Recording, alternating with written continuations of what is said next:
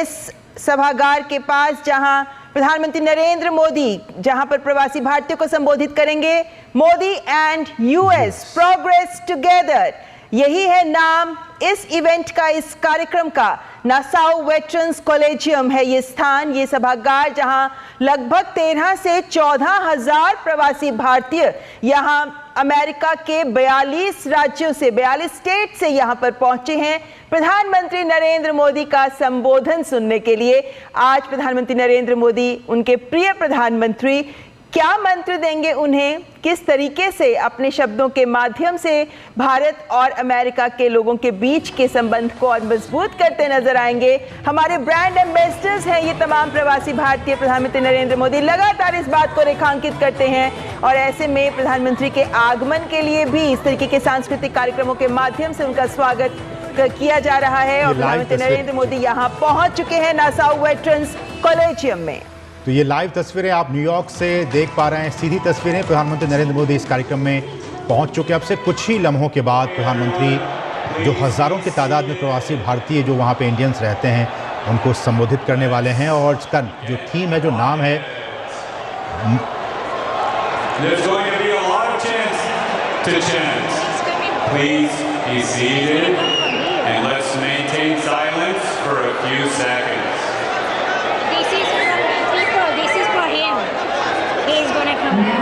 We present to you the viral sensation that has taken the world by storm, Kiran and Nidhi. This powerhouse twin duo has redefined Indian classical music with their unique blend of tradition and modern pop.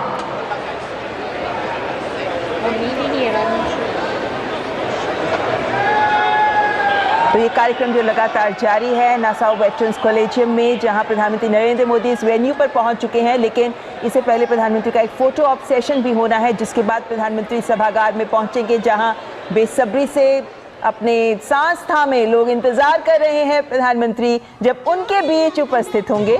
और उससे पहले ये रंगारंग कार्यक्रम जो लगातार जारी हैं, प्रधानमंत्री का स्वागत करने के लिए बहुत उत्साह के साथ, उल्लास के साथ यहाँ पर भारतीय, प्रवासी भारतीय उपस्थित हैं, जो आज वक्त निकालकर खास तौर पर अमेरिका के कोने कोने से यहाँ पहुंचे हैं। और नसाउ काउंटी के लिए भी ये पहला अवसर है जब भारत के कोई प्रधानमंत्री यहाँ पर पहुंचे हैं। और इसीलिए नासाउ के लिए भी एक विशेष और ऐतिहासिक दिन ये माना जा सकता है। और प्रवासी भारतीय तो हर बार दिल खोल कर प्रधानमंत्री का स्वागत करते हैं जब प्रधानमंत्री यहाँ पहुंचते हैं।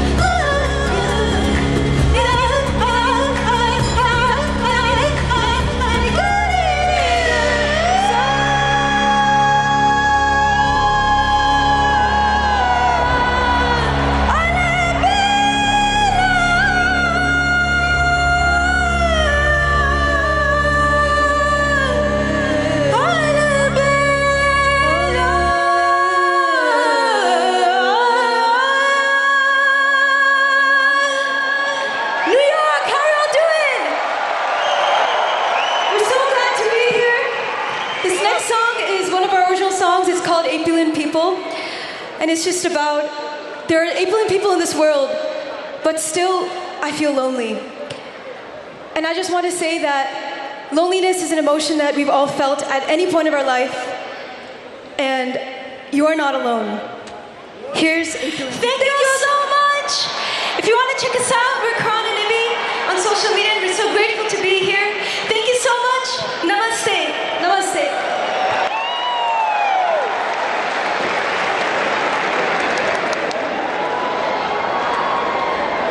From the heart of Gujarat emerges a voice that has echoed across the world. Aditya Gadhvi, a renowned singer, will now grace our stage. Known for his divine vocals and soulful compositions, let's give him a grand welcome.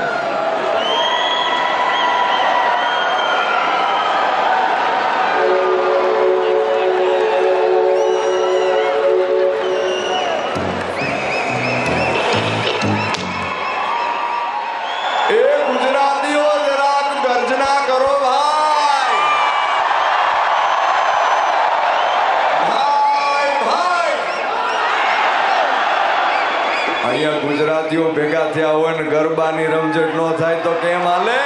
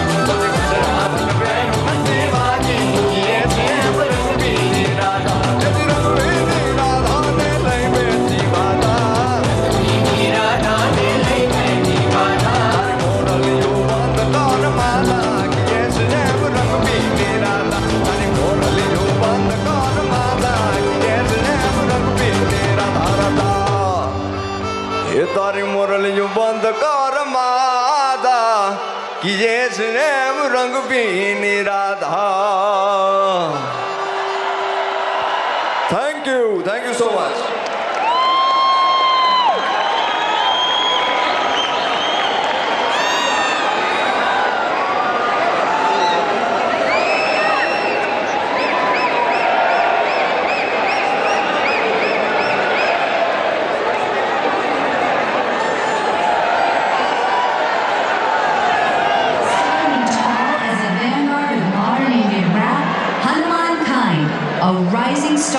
his hit track Big Dogs has made waves globally.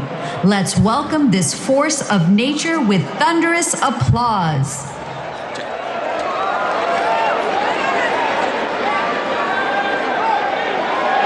New York, make some noise. Yeah, yeah, yeah, yeah, yeah, yeah, yeah,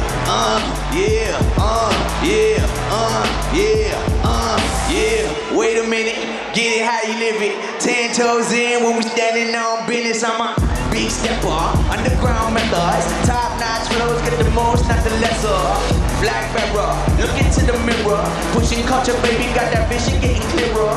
Trendsetter, the one to do it better. Swerving while I'm bumping pageant patter. Yeah, rolling through the city with the big dogs. For the cars, family with me, we don't got a car. Say Neon silent, but the product end up hella loud. That's how you make the money pop for everyone involved. And if you don't deserve a cut, then we gon' cut them off. My barber got me looking proper every single time. Fresh fade from a nation that is top grade. You ain't know about the way that we get it done.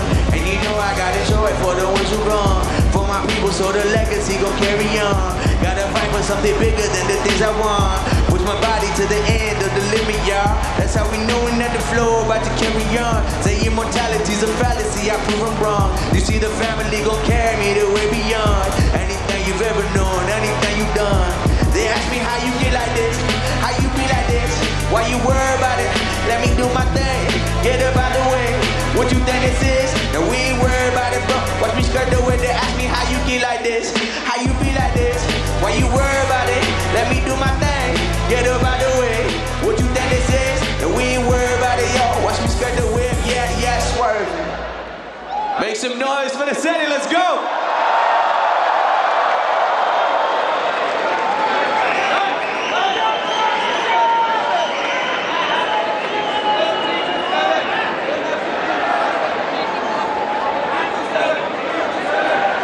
From one fire to another, it's time to welcome a true sensation of the Indian music industry. The genius behind those irresistible beats that make us groove. So let's get ready to be blown away by the one and only DSP, Devi Sri Prasad.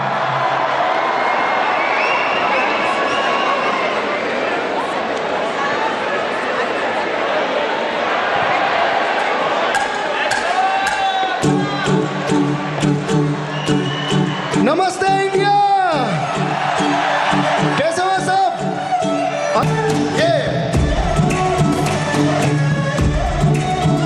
really proud to be on this stage. Thank you so much. सारा ज़माना है मेरे पीछे पर ये दीवाना है तेरे पीछे सही चुने ना दूँ दुनिया के आगे पर तेरी पायल देखूं के सर नीचे नंद बनना हीरा बनना मेरे तेरा बनना चल तेरी आंखों से हाथ ना जाए तेरी झलक अशरफी श्रीवल्ली मानो मदक बर्फी तेरी झलक अशरफी श्रीवल्ली मदक कर दो barfi.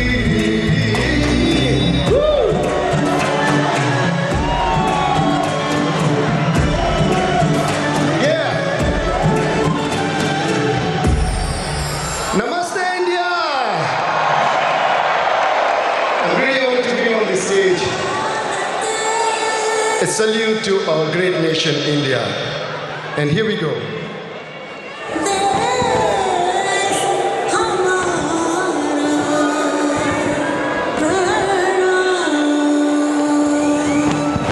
A song for India. Tiranga, har ghar, tiranga, har ghar, tiranga, har ghar, tiranga. Wow. Ghar ghar, tiranga. Everybody. Har ghar, tiranga, har ghar, tiranga.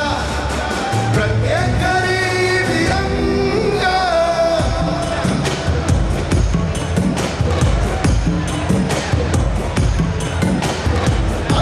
आसमान को पाना है, आसमान से आगे जाना है, नए भारत की नई कहानी अब आसमान को सुनाना है। गर्व है इस तिरंगे पर, सारा जहां को ये दिखाएंगे, अमृत काल मनाएंगे, घर घर तिरंगा लहराएंगे, हर घर एवरीबॉडी तिरंगा, हर घर तिरंगा, तिंदा झंडा ननेगु त्रिवर्ण इल्लंदोरु निम्मन कोडी बीडोरु त्रिवर्णवु।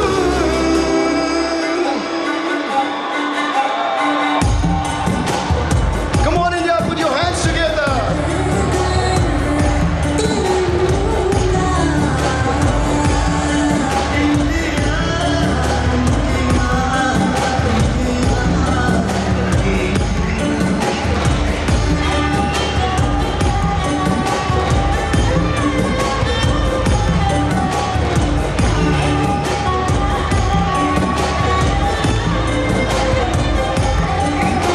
Yes sir.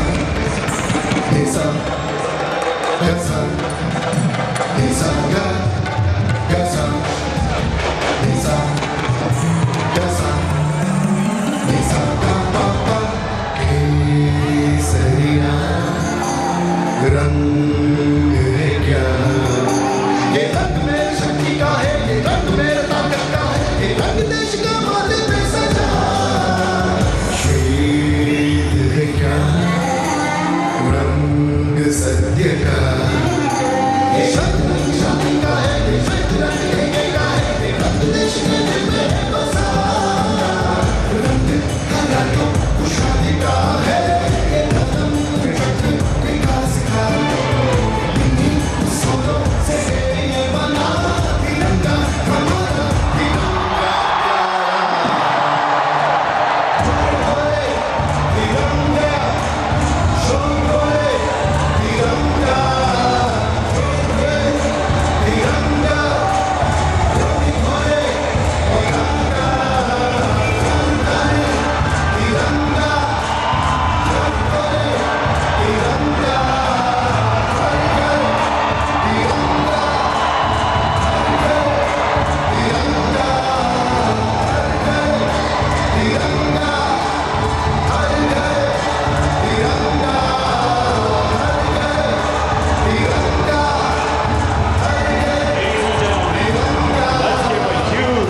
New York welcome to His Excellency, the Prime Minister of India, Shri Narendra Modi.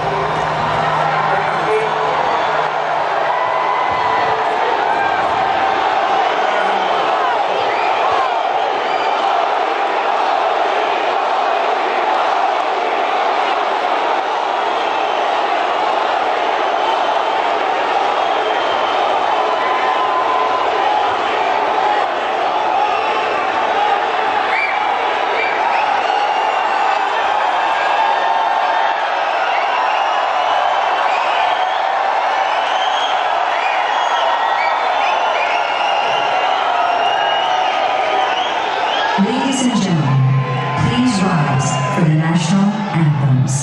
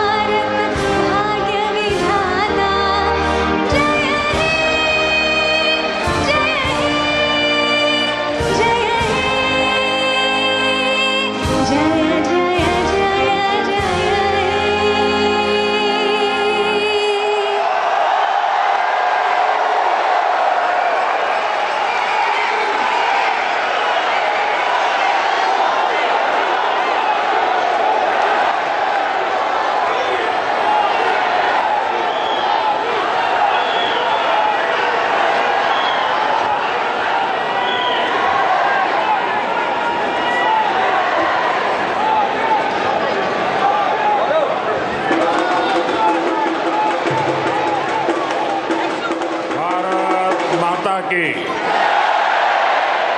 Bharat माता की, भारत माता की। नमस्ते यूएस।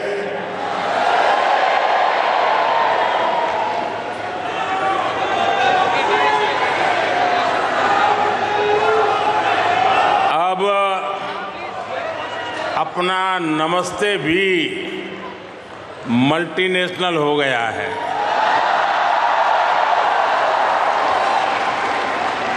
लोकल से ग्लोबल हो गया।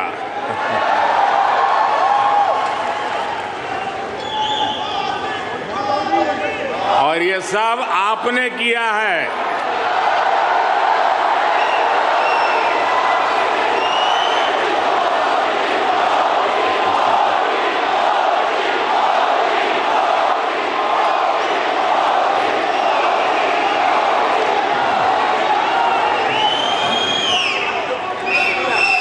अपने दिल में भारत को बसाकर रखने वाले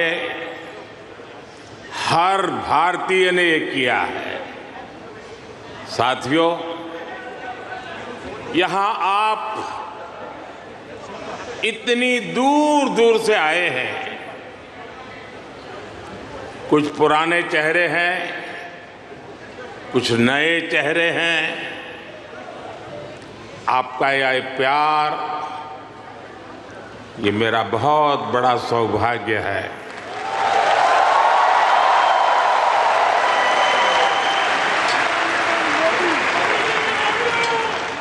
मुझे वो दिन याद आते हैं जब मैं पीएम भी नहीं था, सीएम भी नहीं था, नेता भी नहीं था। उस समय एक जिज्ञासु के तौर पर यहां आप सबके बीच आया करता था। इस धरती को देखना, इसे समझना, मन में कितने ही सवाल लेकर के आता था। जब मैं किसी पद पर नहीं था, उससे पहले भी मैं अमेरिका के करीब करीब 29 स्टेट्स में दौरा कर चुका था।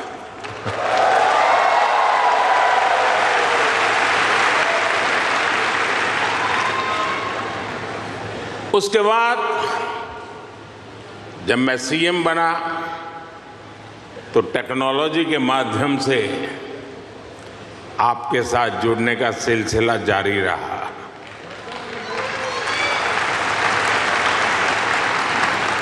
पीएम रहते हुए मैंने आपसे अपार स्नेह पाया है, अपनत्व पाया है। 2014 में मेडिसन स्क्वायर,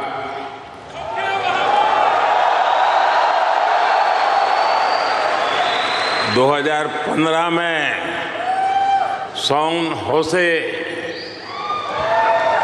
2019 में ह्यूस्टन, 2023 में वाशिंगटन और अब 2024 में न्यूयॉर्क।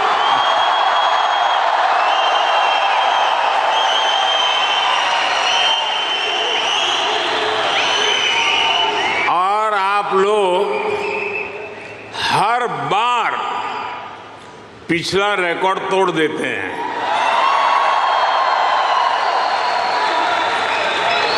साथियों, मैं हमेशा से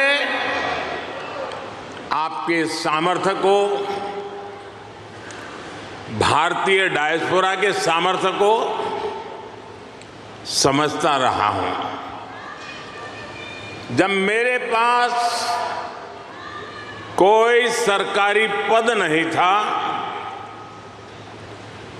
तब भी समझता था और आज भी समझता हूं।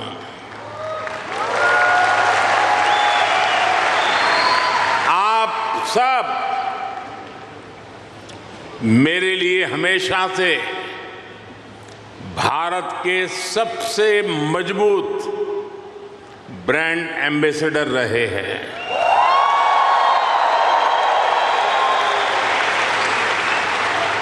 और इसलिए मैं आप सबको राष्ट्रदूत कहता हूं।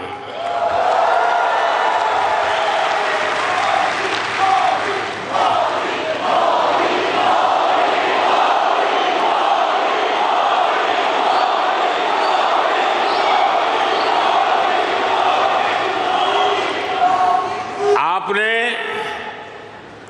अमेरिका को भारत से और भारत को अमेरिका से कनेक्ट किया है।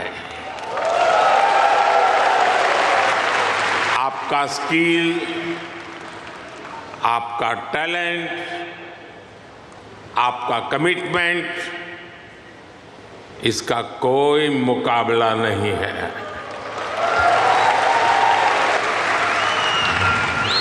आप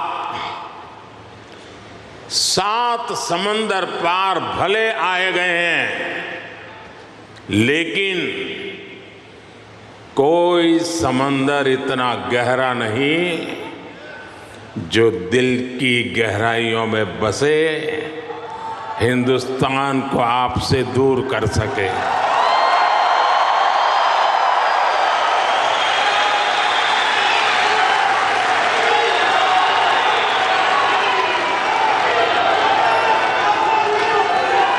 मां भारती ने जो हमें सिखाया है वो हम कभी भी भूल नहीं सकते। हम जहां भी जाते हैं सबको परिवार मानकर उनसे घुल मिल जाते हैं। डाइवर्सिटी को समझना, डाइवर्सिटी को जीना, उसे अपने जीवन में उतारना, ये हमारे संस्कारों में है, हमारी रगों में है।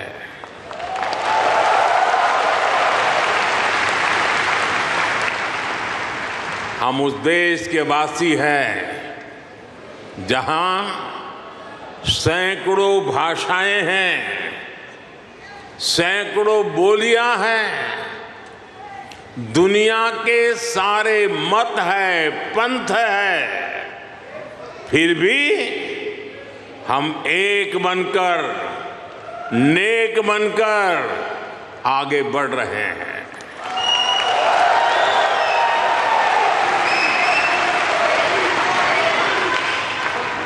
यहां इस हॉल में ही देखिए, कोई तमिल बोलता है,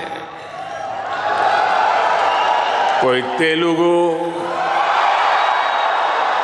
कोई मलयालम, तो कोई कन्नड़ा, कोई पंजाबी, तो कोई मराठी और तो कोई गुजराती।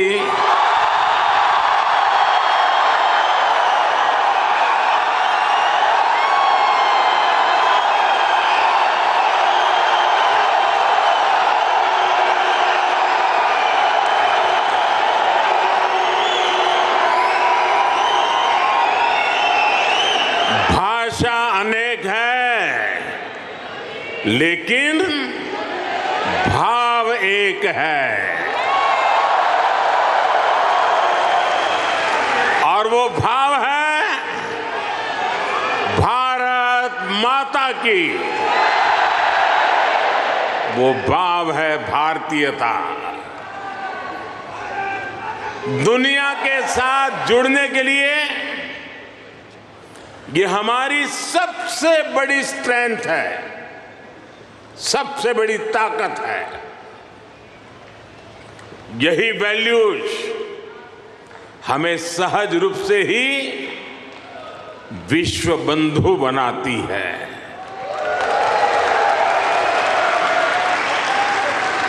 हमारे यहां कहा जाता है,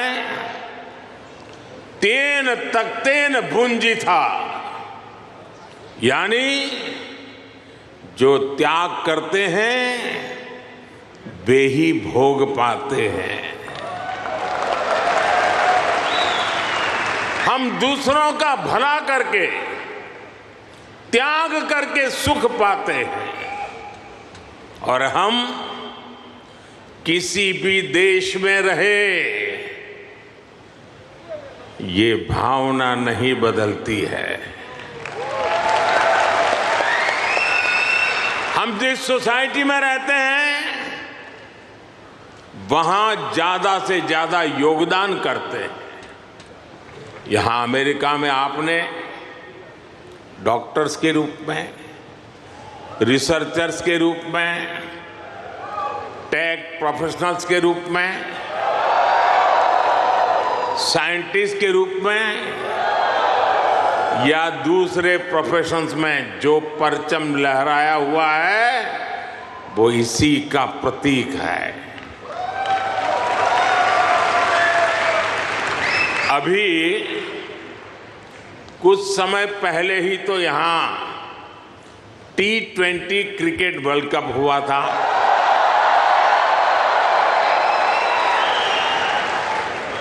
और यूएसए की टीम क्या गजब खेली और उस टीम में यहां रह रहे भारतीयों का जो योगदान था वो भी दुनिया ने देखा है।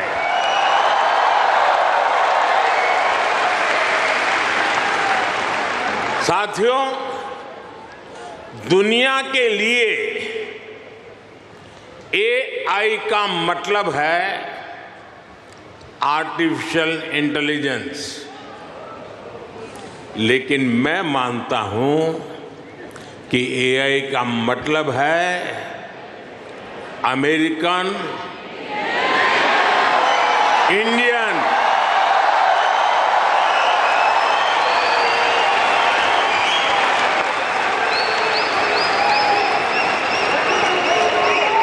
अमेरिका इंडिया, ये स्पिरिट है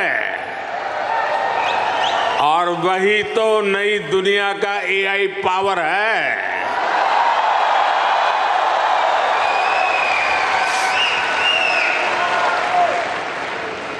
यही AI स्पिरिट भारत अमेरिका रिश्तों को नई ऊंचाई दे रहा है। मैं आप सभी को, इंडियन डायस्पोरा को सैल्यूट करता हूं।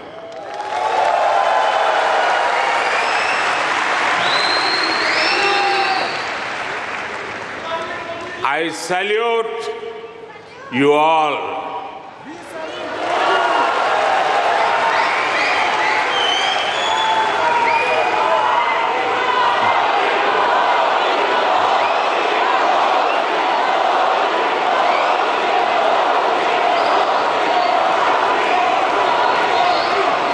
साथियों, मैं दुनिया में जहां भी जाता हूं हर लीडर के मुंह से भारतीय डायस्पोरा की तारीफ ही सुनता हूं।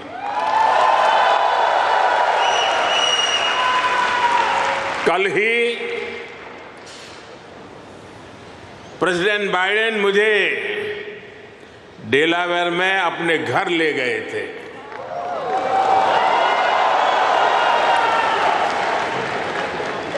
उनकी आत्मीयता, उनकी गर्मजोशी मेरे लिए दिल छू लेने वाला मोमेंट रहा।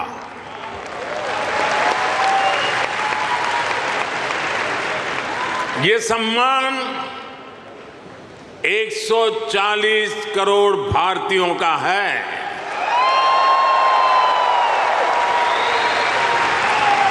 ये सम्मान आपका है, आपके पुरुषार्थ का है। ये सम्मान यहां रहने वाले लाखों भारतीयों का है।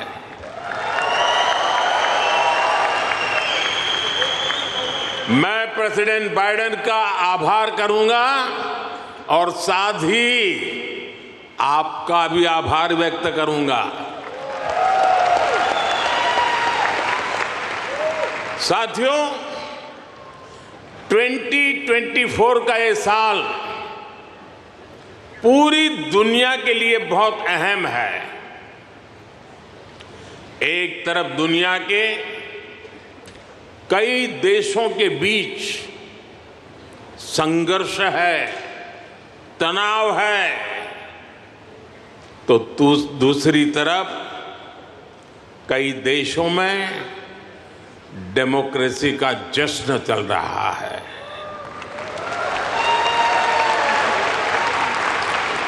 भारत और अमेरिका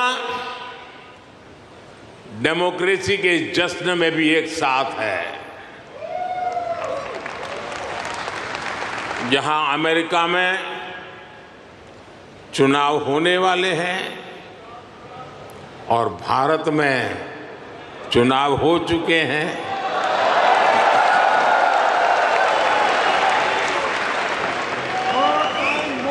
भारत में हुए ये इलेक्शन ह्यूमन हिस्ट्री के अब तक के सबसे बड़े चुनाव थे।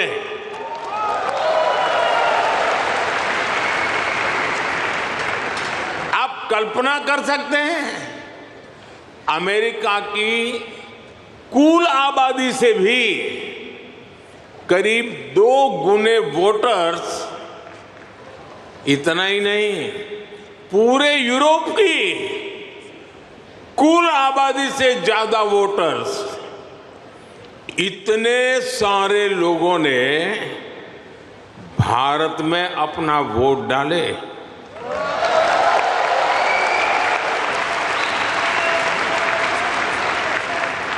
जब हम भारत की डेमोक्रेसी का उसका स्केल देखते हैं तो और भी गर्व होता है।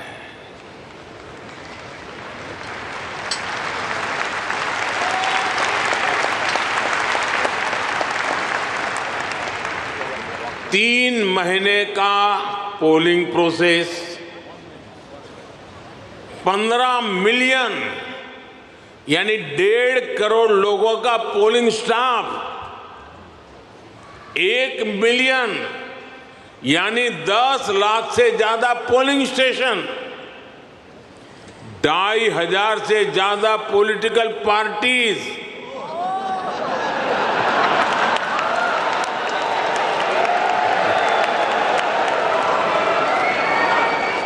8,000 से ज्यादा कैंडिडेट्स, अलग अलग भाषाओं के हजारों न्यूज़पेपर्स, सैकड़ों रेडियो स्टेशन, सैकड़ों टीवी न्यूज चैनल, करोड़ों सोशल मीडिया अकाउंट्स, लाखों सोशल मीडिया चैनल्स, ये सब भारत की डेमोक्रेसी को वाइब्रेंट बनाते हैं।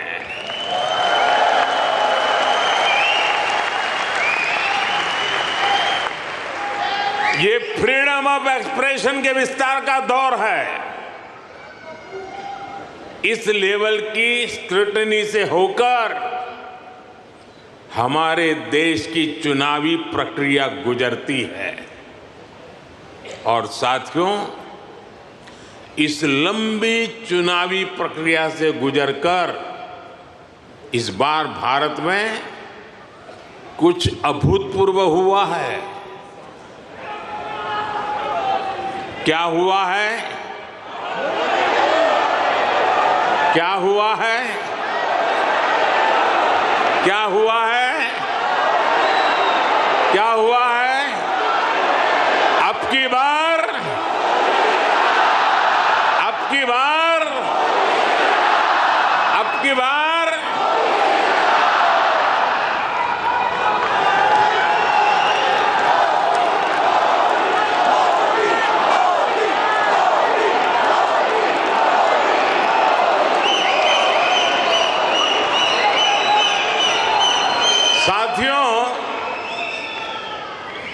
तीसरी बार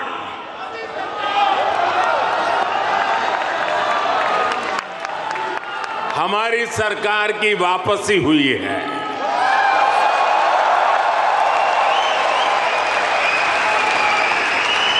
और ऐसा पिछले 60 सालों में भारत में नहीं हुआ था।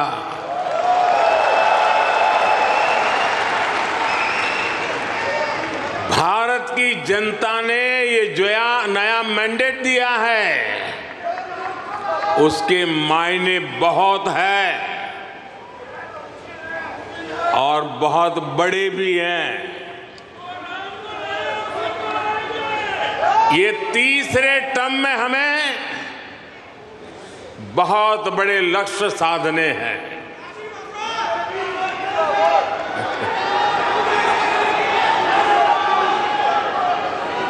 हमें 3 गुना ताकत और 3 गुना गति के साथ आगे बढ़ना है।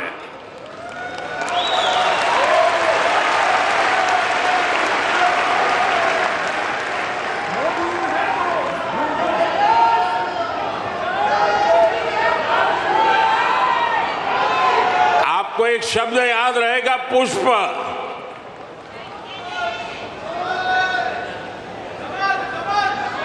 हाँ, कमल मान लीजिए, मुझे इतराज नहीं है।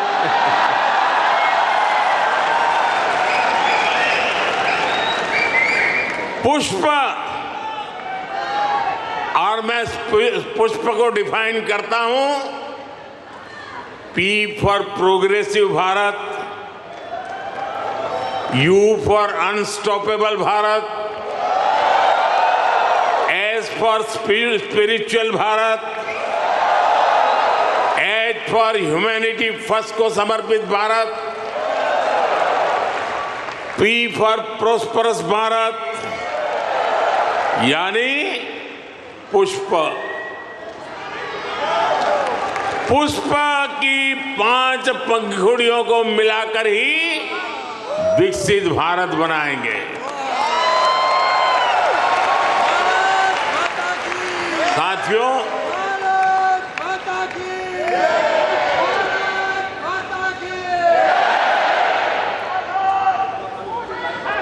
मैं भारत का पहला प्रधानमंत्री हूं जिसका जन्म आजादी के बाद हुआ।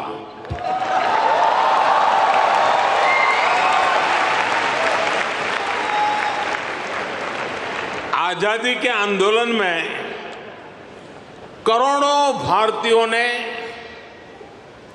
स्वराज के लिए जीवन खपा दिया था। उन्होंने अपना हित नहीं देखा, अपने कंफर्ट जोन की चिंता नहीं की। वो तो बस देश की आजादी के लिए सब कुछ भूलकर अंग्रेजों से लड़ने चल पड़े थे। उस सफर में किसी को फांसी का फंदा मिला, किसी के शरीर को गोलियों से भून दिया गया, कोई यातनाएं सहते हुए जेल में ही गुजर गया, कईयों की जवानी जिंदगी जेल में खप गई। साथियों, हम देश के लिए मर नहीं पाए, लेकिन हम देश के लिए जरूर जी सकते हैं।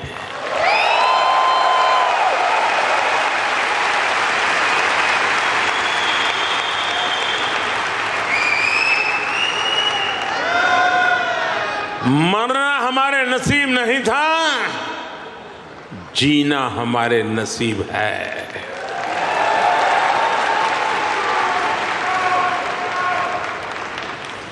पहले दिन से मेरा मन और मेरा मिशन एकदम क्लियर रहा है। मैं स्वराज के लिए जीवन नहीं दे पाया, लेकिन मैंने तय किया सुराज और समृद्ध भारत के लिए जीवन समर्पित करूंगा।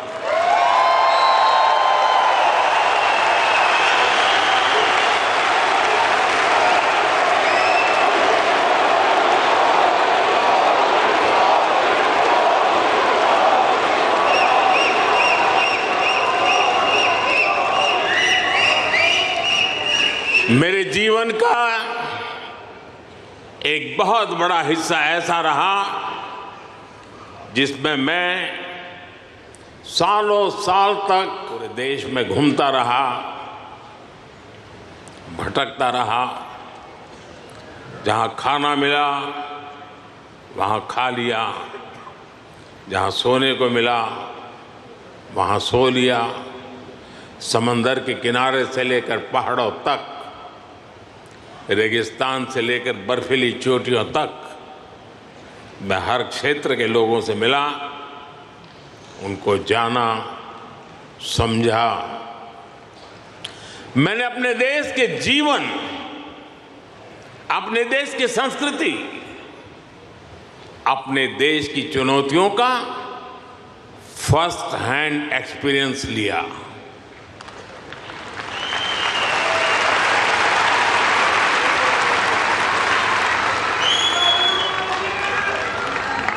वो भी एक वक्त था जब मैंने अपनी दिशा कुछ और तय की थी, लेकिन नियति ने मुझे राजनीति में पहुंचा दिया।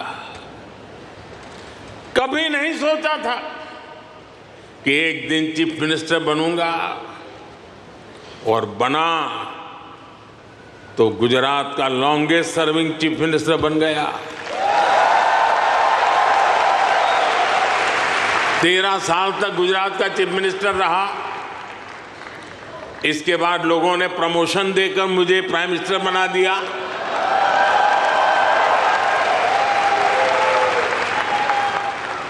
लेकिन दशकों तक देश के कोने में जाकर मैंने जो सीखा है, उसी ने चाहे राज्य हो या केंद्र, मेरे सेवा के मॉडल को, मेरे गवर्नेंस के मॉडल को इतना सफल बनाया है। पिछले 10 साल में इस गवर्नेंस मॉडल की सफलता आपने देखी है, पूरी दुनिया ने देखी है, और अब देश के लोगों ने बहुत बड़े भरोसे के साथ मुझे ये तीसरा टर्म सौंपा है।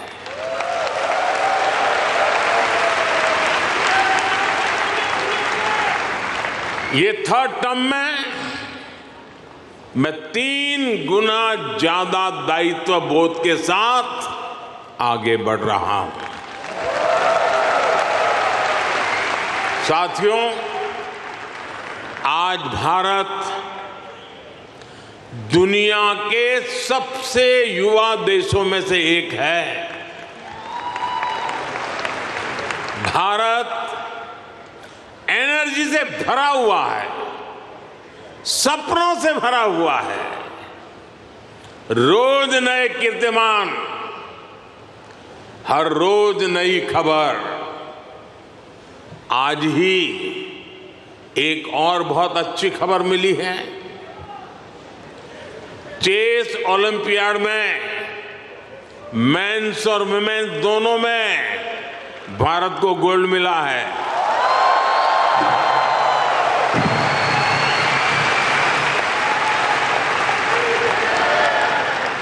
लेकिन एक और बात बताऊं, जब ज्यादा तालियां बजानी पड़ेगी। ये लगभग 100 साल के इतिहास में पहली बार हुआ है।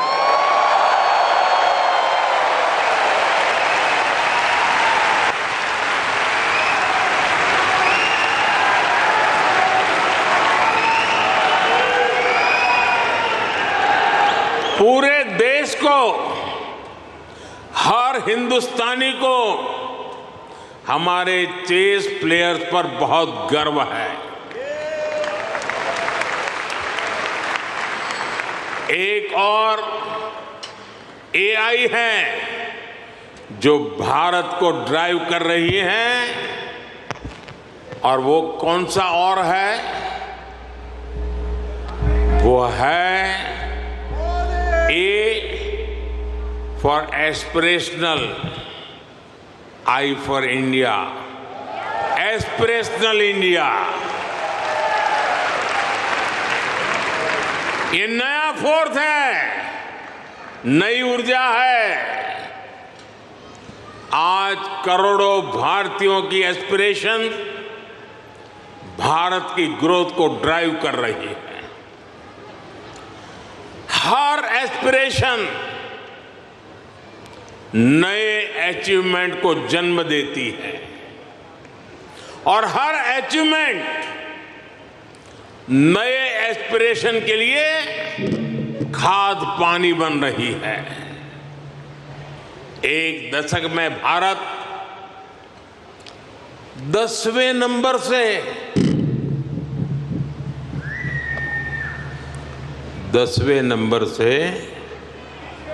5वें नंबर की इकोनॉमी बन गया।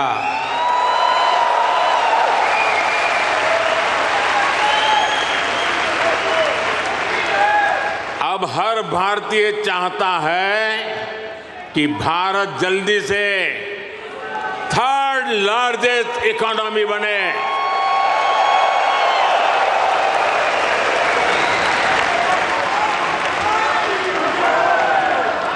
आज देश के एक बहुत बड़े वर्ग की बेसिक नीड्स पूरी हो रही है। पिछले 10 साल में करोड़ों लोगों को क्लीन कुकिंग गैस की सुविधा मिली है। उनके घर तक पाइप से साफ पानी पहुंचने लगा है। उनके घर में बिजली कनेक्शन पहुंचा है। उनके लिए करोड़ों टॉयलेट्स बने हैं। ऐसे करोड़ों लोग अब क्वालिटी लाइफ चाहते हैं। साथियों, अब भारत के लोगों को सिर्फ रोड नहीं, उन्हें शानदार एक्सप्रेस वे चाहिए। अब भारत के लोगों को सिर्फ रेल कनेक्टिविटी नहीं, उन्हें हाई स्पीड ट्रेन चाहिए। हर भारत के हर शहर की अपेक्षा है उसके यहां मेट्रो चले।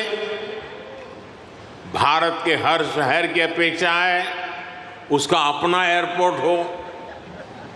देश का हर नागरिक, हर गांव शहर चाहता है कि उसके यहां दुनिया की बेस्ट सुविधाएं हो, और इसका नतीजा हम देख रहे हैं। 2014 में भारत के सिर्फ 5 शहरों में मेट्रो थी। आज 23 शहरों में मेट्रो है। आज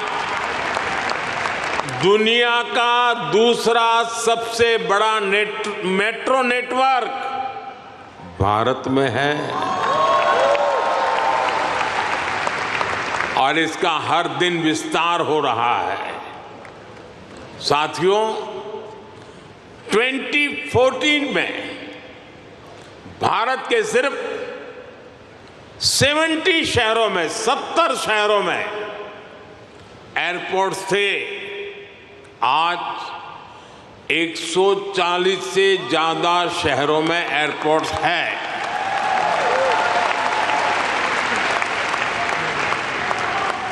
2014 में 100 से भी कम ग्राम पंचायतों में ब्रॉडबैंड कनेक्टिविटी थी। 100 से भी कम। आज 2 लाख से भी ज्यादा पंचायतों में ब्रॉडबैंड कनेक्टिविटी है। 2014 में भारत में 140 मिलियन यानी 14 करोड़ के आसपास एलपीजी कंज्यूमर थे। आज भारत में 310 मिलियन यानी 31 करोड़ से ज्यादा एलपीजी कंज्यूमर है। जिस काम में पहले सालों लग जाते थे वो काम अब महीनों में खत्म हो रहा है।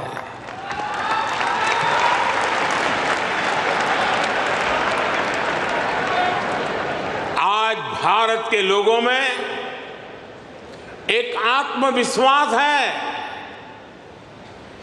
एक संकल्प है, मंजिल तक पहुंचने का इरादा है। भारत में डेवलपमेंट एक पीपल्स मूवमेंट बन रहा है और हर भारतीय विकास के इस मूवमेंट में बराबर का पार्टनर बन गया है। उसे भरोसा है भारत की सफलता पर, भारत की उपलब्धियों पर। साथियों, भारत आज लैंड ऑफ अपॉर्चुनिटीज है,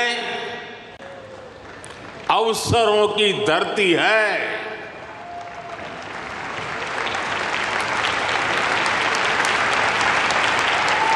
अब भारत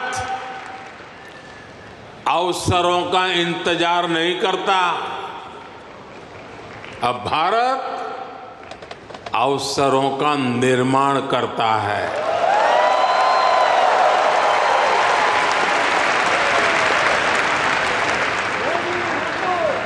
बीते 10 साल में भारत ने हर सेक्टर में अपॉर्चुनिटीज का एक नया लॉन्चिंग पैड तैयार किया है। आप देखिए, सिर्फ 1 दशक में ही, और ये बात आप सबको गर्व देगी, 1 दशक में ही 25 करोड़ लोग गरीबी से बाहर निकले हैं।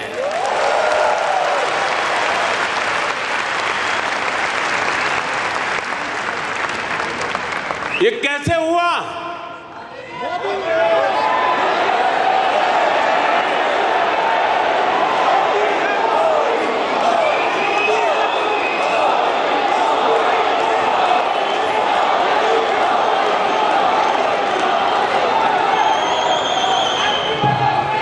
ये इसलिए हुआ, हमने पुरानी सोच बदली, अप्रोच बदली। हमने गरीब को एम्पावर करने पर फोकस किया। 50 करोड़ यानी 500 मिलियन से ज्यादा लोगों को बैंकिंग सिस्टम से जोड़ा। 55 करोड़ यानी 550 मिलियन से ज्यादा लोगों को 5 लाख रुपए तक का फ्री मेडिकल ट्रीटमेंट देना। 4 करोड़ यानी 40 मिलियन से ज्यादा फैमिलीज को पक्के घर देना। कोलेटरल फ्री लोन्स का सिस्टम बनाकर करोड़ों लोगों को ईज ऑफ क्रेडिट से जोड़ना। ऐसे अनेकों काम हुए, तब इतने लोगों ने खुद ने गरीबी को हराया।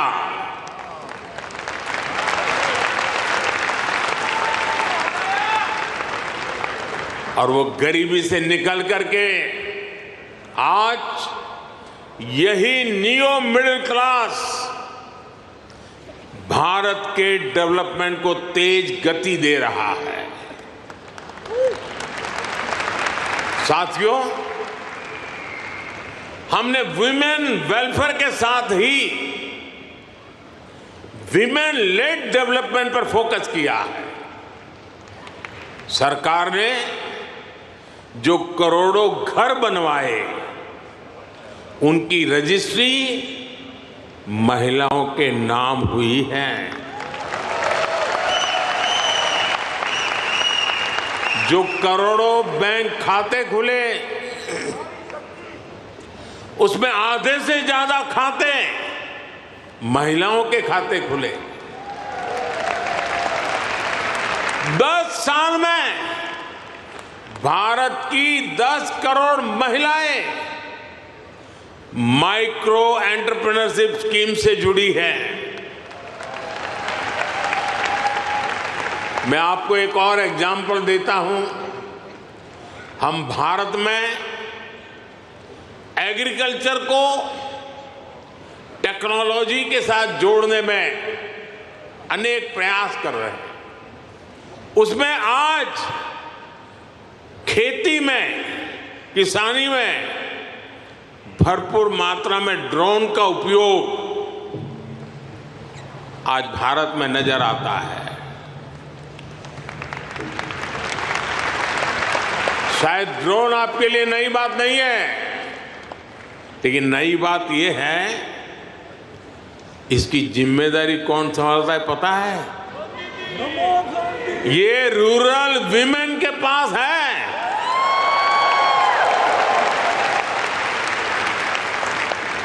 हम हजारों महिलाओं को ड्रोन पायलट्स बना रहे हैं। एग्रीकल्चर में टेक्नोलॉजी का ये बहुत बड़ा रिवॉल्यूशन गांव की महिलाएं लेकर आ रही है। साथियों, जो एरियाज पहले निग्लेक्टेड थे, वो आज देश की प्रायोरिटी है। आज भारत जितना कनेक्टेड है, उतना पहले कभी नहीं रहा। आप हैरान होंगे, आज भारत का 5G मार्केट, बताऊं?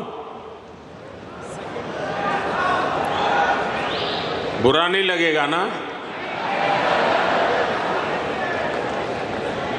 आज भारत का 5G मार्केट अमेरिका से भी बड़ा हो चुका है।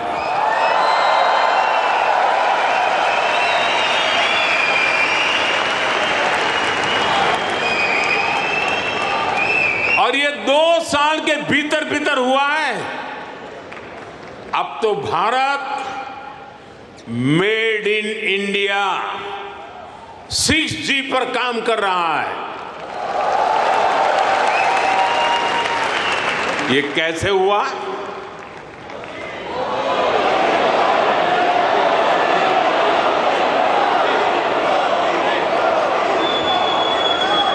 ये इसलिए हुआ क्योंकि हमने इस सेक्टर को आगे बढ़ाने के लिए पॉलिसीज बनाई।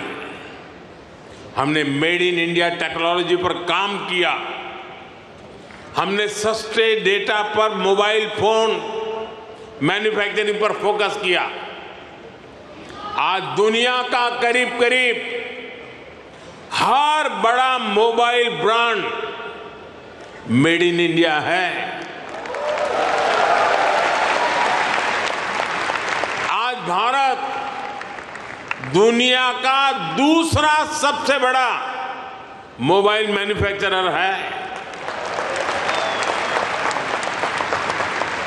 एक जमाना था मेरे आने से पहले जब हम मोबाइल इंपोर्टर थे, आज हम मोबाइल एक्सपोर्टर बन गए हैं।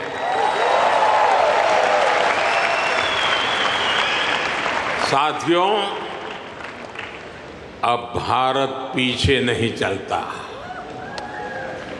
अब भारत नई व्यवस्थाएं बनाता है।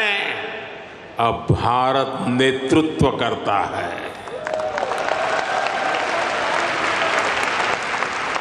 भारत ने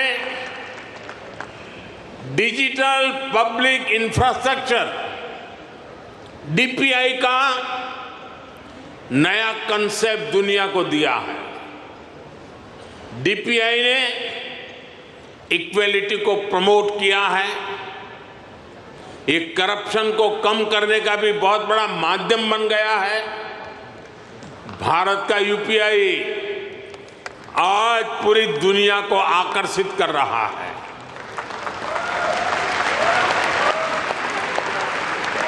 आपकी जेब में वॉलेट है, लेकिन भारत में लोगों की जेब के साथ ही फोन में वॉलेट है,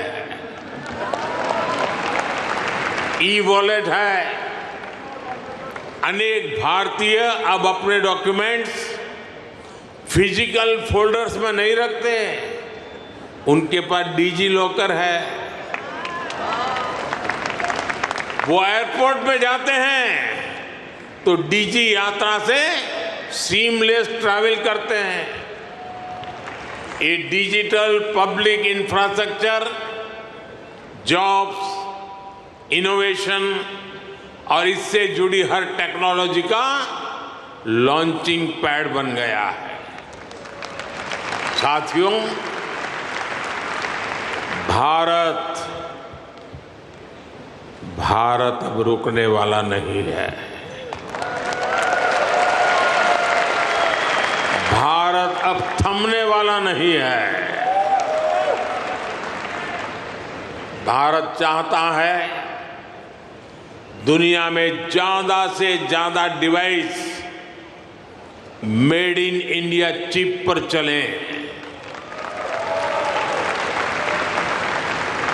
हमने सेमीकंडक्टर सेक्टर को भी भारत की तेज ग्रोथ का आधार बनाया है।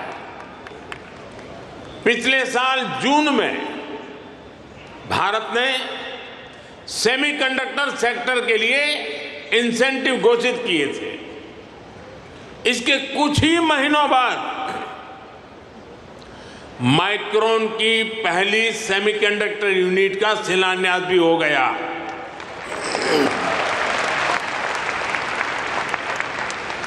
अब तक भारत में ऐसी 5 यूनिट्स स्वीकृत हो चुकी हैं।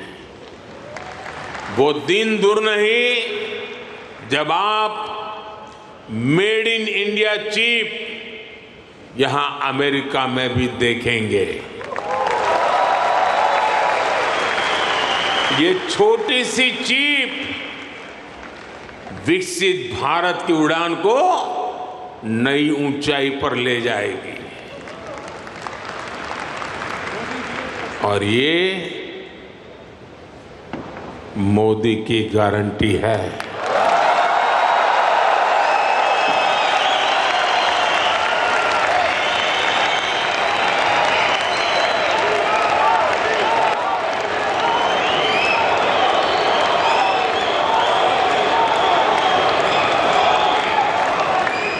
साथियों, आज भारत में रिफॉर्म्स के लिए जो कन्विक्शन, जो कमिटमेंट है, वो अभूतपूर्व है। हमारा ग्रीन एनर्जी ट्रांजिशन प्रोग्राम इसका बहुत बड़ा उदाहरण है। दुनिया की 17% पॉपुलेशन होने के बावजूद ग्लोबल कार्बन एमिशन में भारत की हिस्सेदारी सिर्फ 4% है। दुनिया को बर्बाद करने में हमारा कोई रोल नहीं है।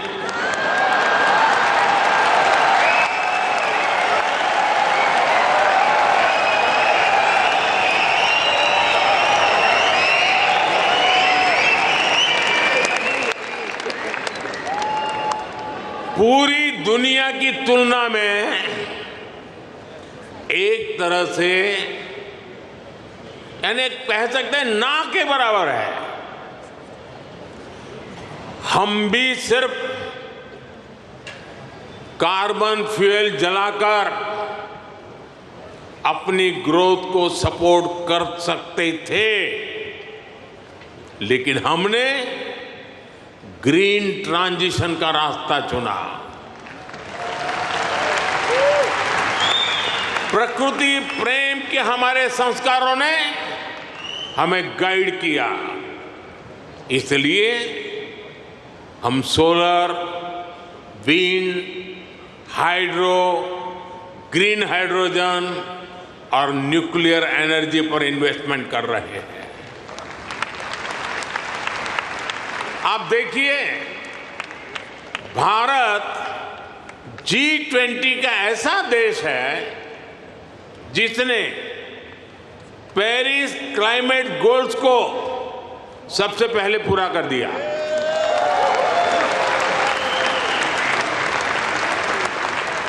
दो 2014 के बाद से भारत ने अपनी सोलर एनर्जी इंस्टॉल कैपेसिटी को 30 गुना से ज्यादा बढ़ाया है।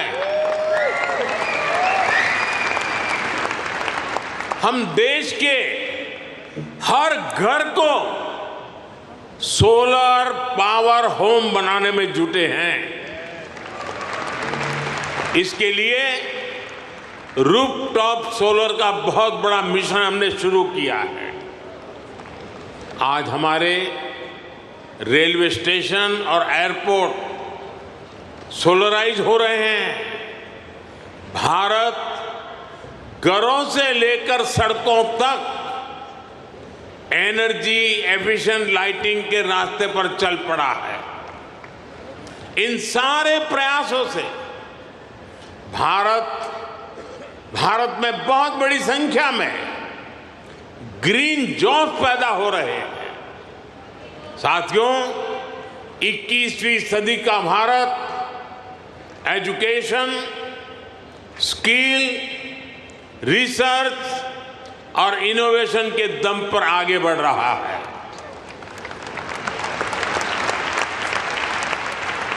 आप सभी नालंदा यूनिवर्सिटी के नाम से परिचित है।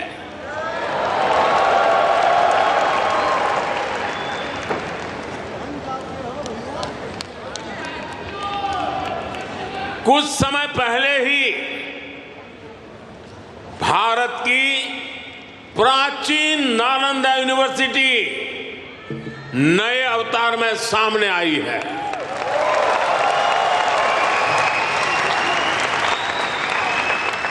आज सिर्फ यूनिवर्सिटी को ही नहीं, बल्कि नालंदा स्पिरिट को भी रिवाइव कर रहा है।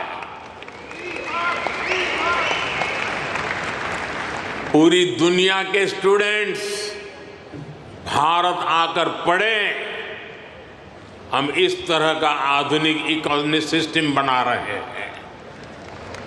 बीते 10 साल में भारत में, ये भी जरा आप लोगों को याद रखने जैसी बात बताता हूं मैं, बीते 10 साल में भारत में हर सप्ताह एक यूनिवर्सिटी बनी है।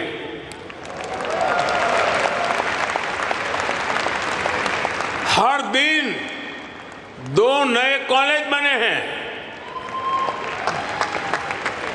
हर दिन एक नई ITI की स्थापना हुई है। 10 साल में ट्रिपल IIT की संख्या 9 से बढ़कर 25 हो चुकी है। IIMs की संख्या 13 से बढ़कर 21 हो चुकी है। एम्स की संख्या 3 गुना बढ़कर 22 हो चुकी है। 10 साल में मेडिकल कॉलेजों की संख्या भी लगभग 2 गुनी हो चुकी है। टॉप ग्लोबल यूनिवर्सिटीज भी आज भारत आ रहे हैं, भारत का नाम है।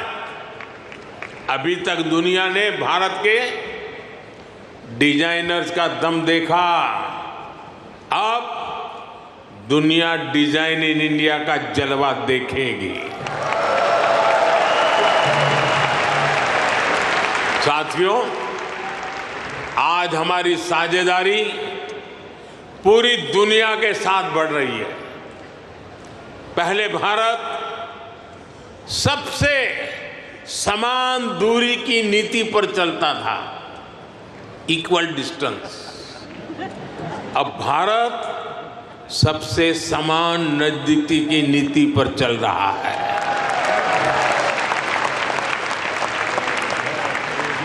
हम ग्लोबल साउथ की भी बुलंद आवाज बन रहे हैं। आपने देखा होगा, भारत की पहल पर G20 समिट में अफ्रीकन यूनियन को स्थायी सदस्यता मिली। आज जब भारत ग्लोबल प्लेटफॉर्म पर कुछ कहता है तो दुनिया सुनती है।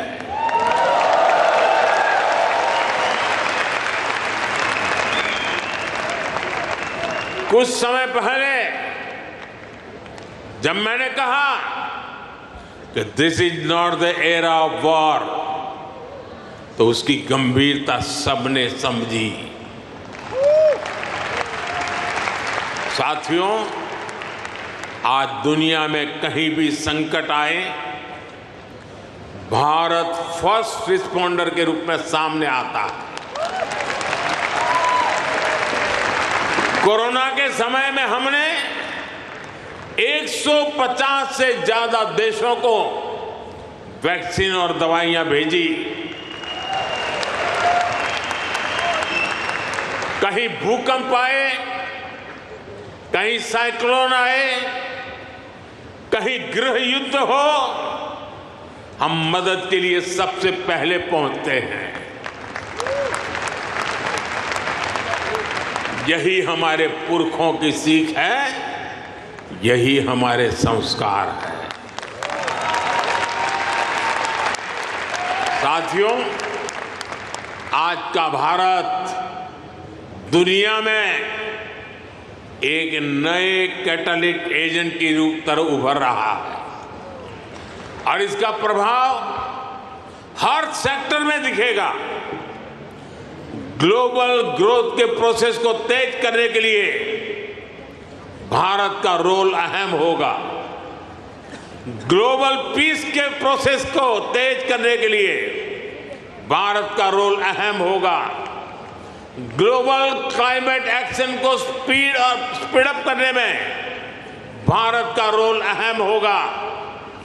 ग्लोबल स्किल गैप को दूर करने में भारत का रोल अहम होगा। ग्लोबल इनोवेशंस को नई दिशा देने में भारत का रोल अहम होगा। ग्लोबल सप्लाई चेन में स्टेबिलिटी के लिए भारत का भूमिका अहम होगा।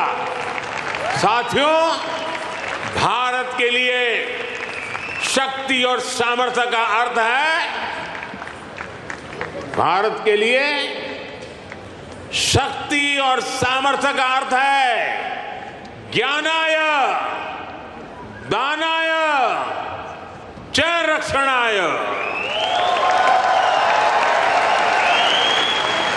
यानी knowledge is for sharing, wealth is for caring, power is for protecting.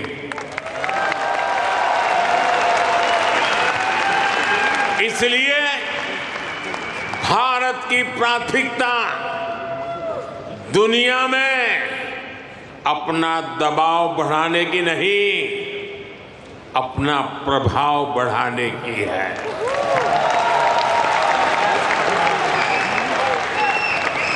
हम आग की तरह जलाने वाले नहीं, हम सूरज के किरण की तरह रोशनी देने वाले लोग हैं।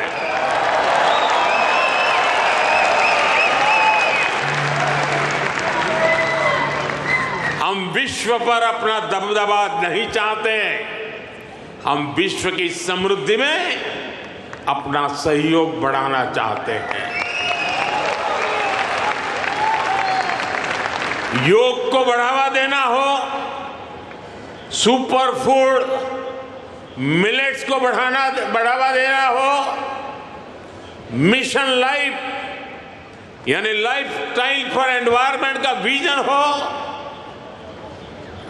भारत जीडीपी सेंट्रिक ग्रोथ के साथ ही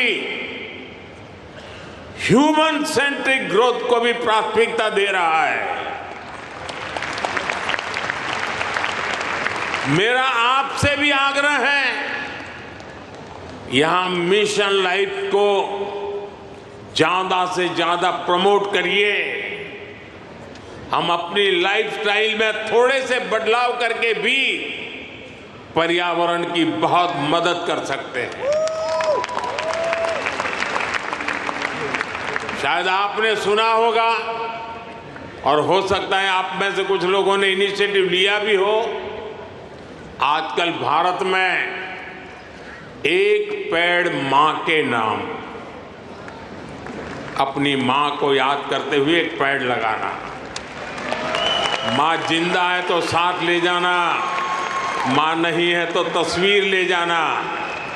एक पेड़ मां के नाम लगाने का अभियान आज देश के हर कोने कोने में चल रहा है और मैं चाहूंगा आप सभी यहां भी ऐसा अभियान चलाएं।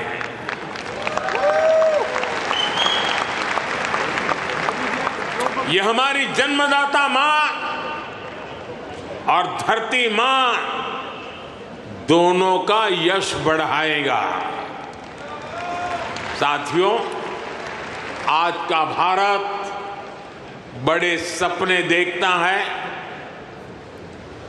बड़े सपनों का पीछा करता है। अभी कुछ दिन पहले ही पेरिस ओलंपिक खत्म हुए हैं। अगले ओलंपिक्स का होस्ट यूएसए है। जल्द ही आप भारत में भी ओलंपिक्स के साक्षी बनेंगे।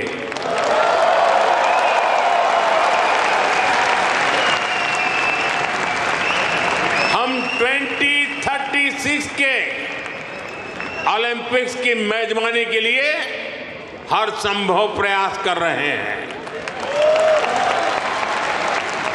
स्पोर्ट्स हो, बिजनेस हो या फिर एनवायरमेंट, एंटरटेनमेंट, आज भारत बहुत बड़े आकर्षण का केंद्र है। आज आईपीएल जैसी भारत की लीग्स दुनिया की टॉप लीग्स में से एक है। भारत की फिल्में ग्लोबली धूम मचा रही हैं। भारत आज ग्लोबल टूरिज्म में भी परचम लहरा रहा है। दुनिया के अलग अलग देशों में भारत के त्योहार मनाने की होड़ है।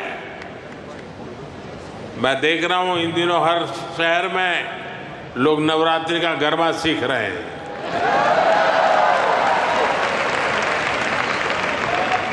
ये भारत के प्रति उनका प्यार है। साथियों, आज हर देश भारत को ज्यादा से ज्यादा समझना चाहता है, जानना चाहता है। आपको एक और बात जानकर खुशी होगी, कल ही अमेरिका ने हमारे करीब 300 पुराने जो शिलालेख और मूर्तियां थी जो कभी हिंदुस्तान से कोई चोरी कर गया होगा, कोई 1500 साल पुरानी, कोई 2000 साल पुरानी, 300 शिलालेख और मूर्तियां भारत को लौटाई है।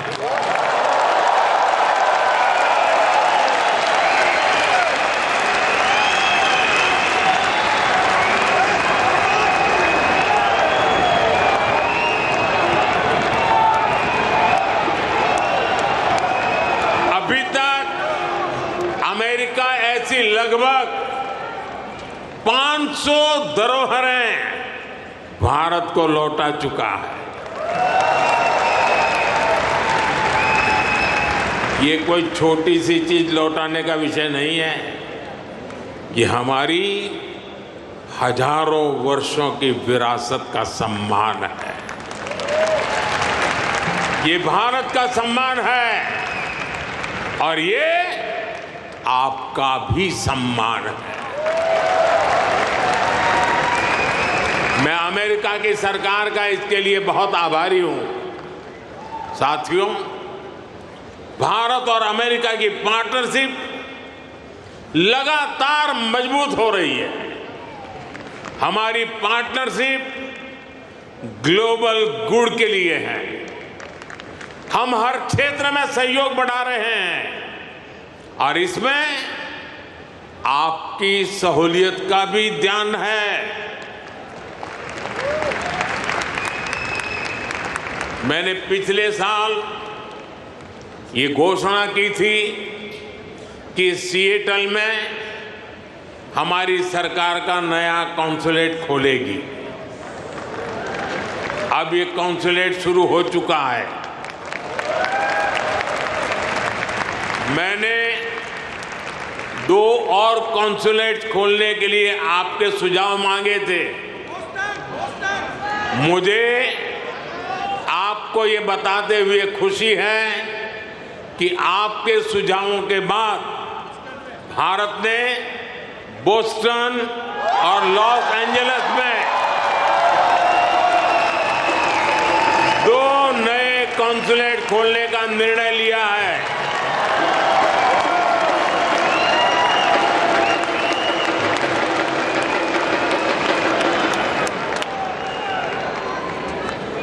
मुझे यूनिवर्सिटी ऑफ ह्यूस्टन में Thiruvalluvar chair of Tamil studies को अनाउंस करने की भी खुशी है।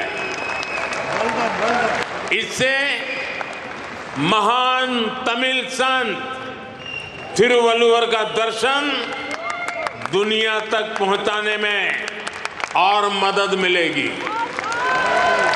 साथियों,